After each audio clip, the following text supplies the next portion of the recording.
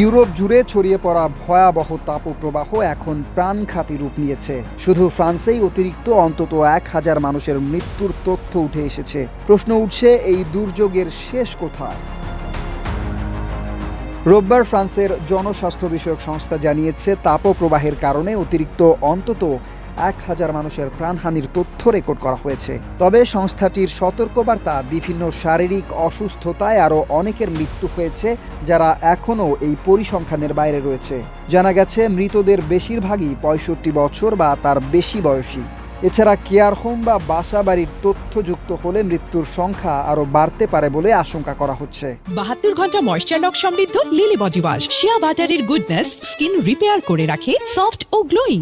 এদিকে তীব্র তাপপ্রবাহে ইউরোপ জুড়ে কোটি কোটি মানুষ এখন চরম ভোগান্তিতে পড়েছে। ইতোমধ্যেই কয়েক ডজন মানুষের মৃত্যু হয়েছে, ভেঙে গেছে অতীতের তাপমাত্রার রেকর্ডও।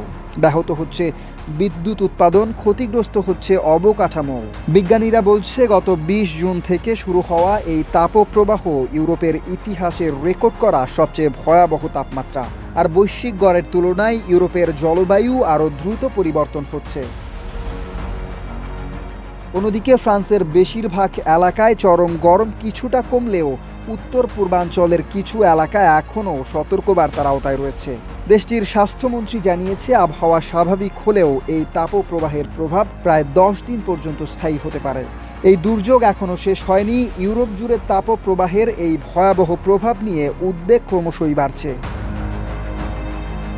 Desk report, Dhaka post.